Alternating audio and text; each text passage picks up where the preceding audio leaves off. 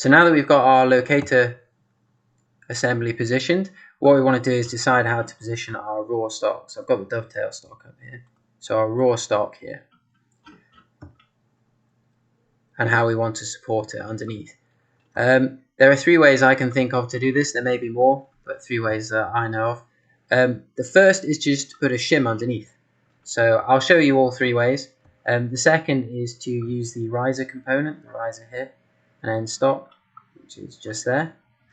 And the third way is to cut down into the soft jaws and form a little ledge which this can then rest on.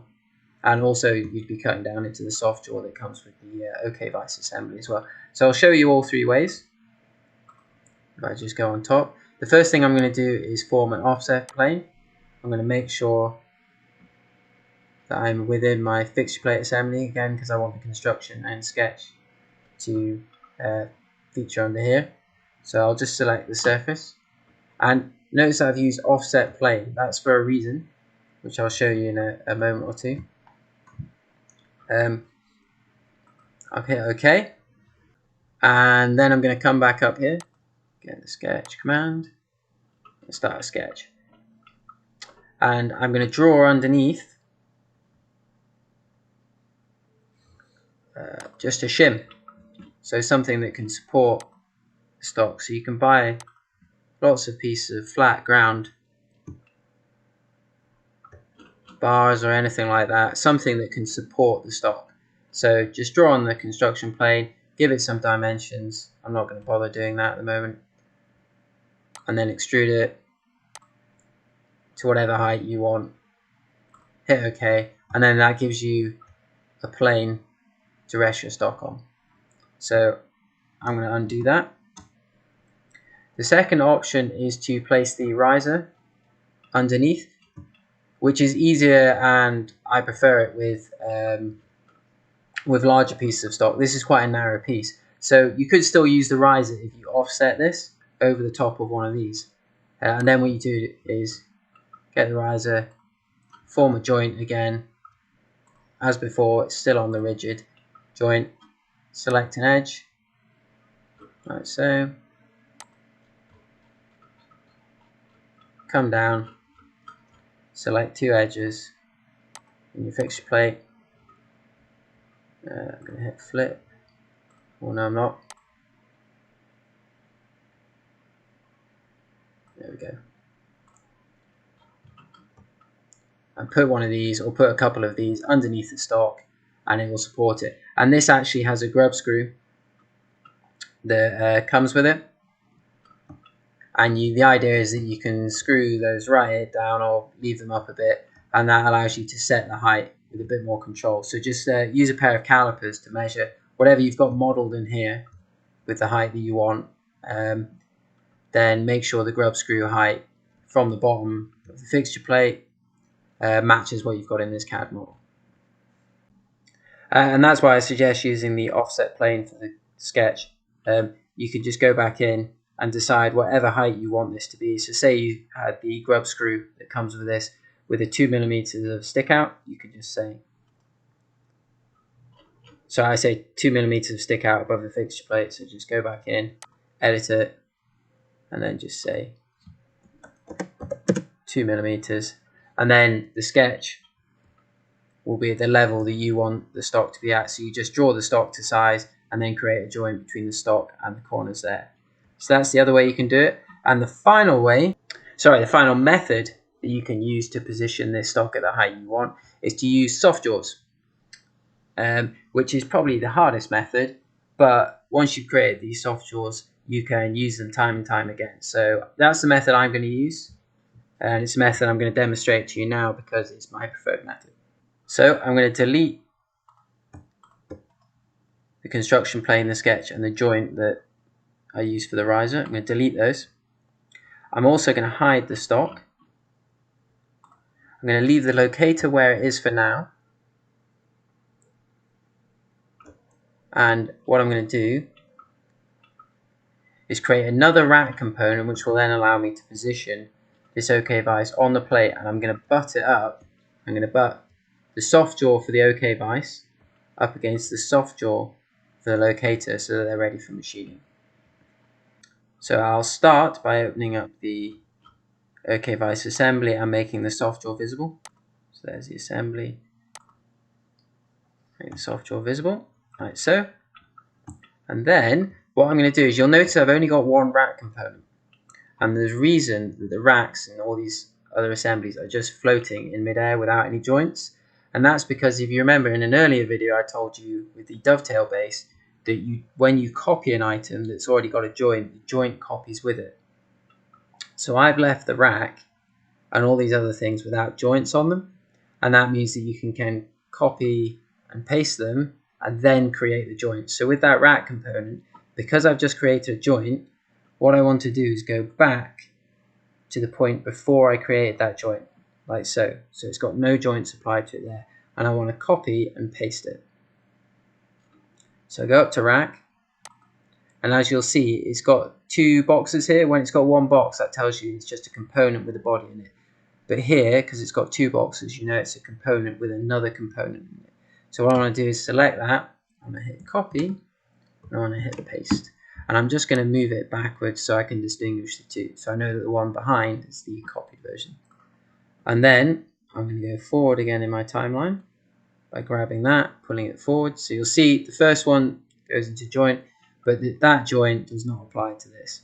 So now I'm free to position this. So I'll select two edges. I'll select these two front edges. I will bring it over here. And I don't think I can use that front one, so I'll use this one. There we go.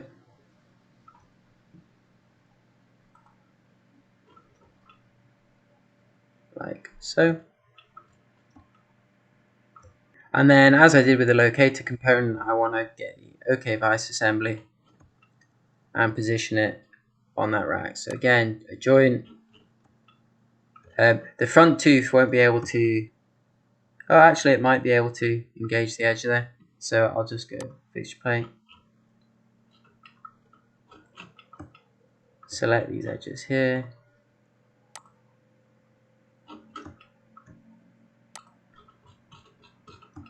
Zoom back out and select this edge here.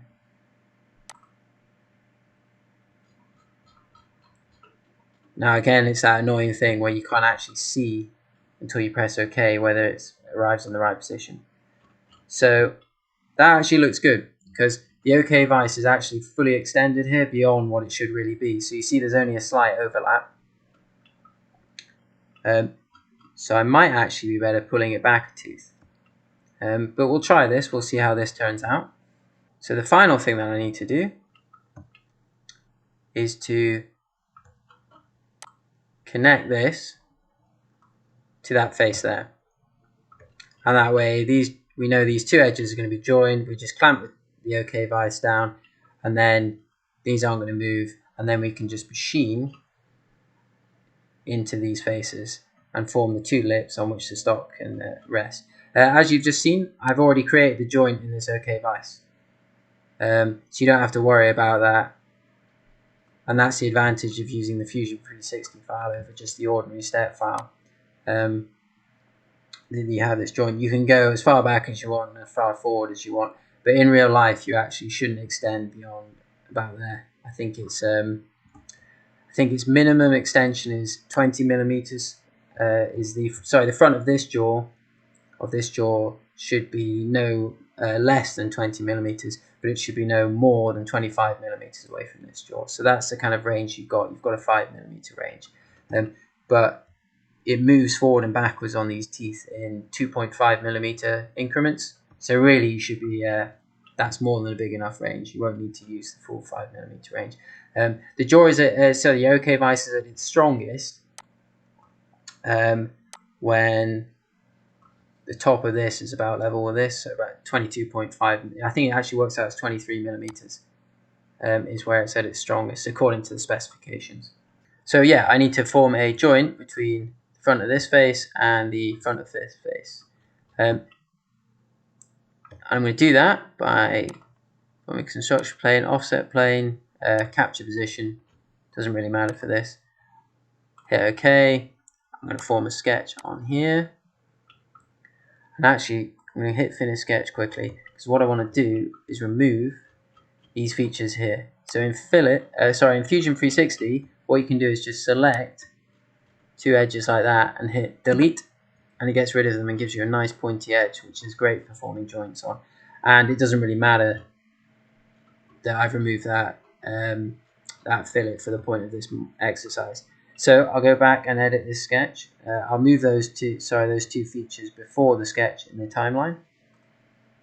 Go back and right click on that, edit sketch, and then I'm going to project the face of the soft jaw on the locator, because the locator doesn't move. So that is the fixed face, and I want to move this face on the OK vise towards that face. So hit OK. I've now got that edge, and then I'm going to hit project on this edge here and hit OK. Then I'm going to draw a line from here to here. I'm going to make it vertical, and that gives me a point again, so I can form a joint to that. So hit finish sketch, and then select joint. Again, rigid joint. I'll select two edges, which is why I want that pointy edge, and I want to join it up to that point there. There you go. And then again, you'll see that the OK vise hasn't moved, but once I hit OK, oh no, it's decided not to do it. Right, I actually just spent a couple of minutes looking at this because it appears quite strange behavior. The projection and sketch appear to have moved, whereas a projecting line onto a sketch just shouldn't move. So maybe that's a bug with Fusion 360. It appears to be, because that is a projection of this surface, it shouldn't move. But anyway, you can get around this. I'm going to go back from before that joint, and instead of forming a joint, what I'm going to do is I'm going to use the move command. I'm going to just hide this sketch temporarily. This is the component that I want to move. Press select. There. The target point is on this sketch. Hit that. And then, because everything is jointed up here, it should all just toe into position like so. You see the OK vise is quite far down, so it may actually be that you want to move it a tooth forward. So move it one tooth forward on the rack. But for the purpose of just doing a demonstration, I'm just going to leave it as is. So I'll hit capture position, which you need to do when you move something. And then what I'm going to do is get a sketch on this surface here. I'm going to cut down into the soft jaws. So I'm just going to delete this joint. Like so. And then I'm going to create a sketch. I'm not going to bother with the construction plane this time. Just create a sketch on top of this jaw. Draw a rectangle like this. Make sure it overlaps at the edges. And that point there, I can hide the previous sketch. I'm just going to project that point because I just want the front plane. What's actually useful to know here is if you want to go down a long way, I'll just hide the one of these assemblies, so I'll hide the OK vise assembly. If you want to go down and extrude into these soft jaws, just be mindful that there is a screw in there. So I'm going to project that to the surface, like so. And I'm going to make sure my cut is in front of that screw, meaning I can go quite far down. So we'll give that a distance of 0.3. I'm going to do the same.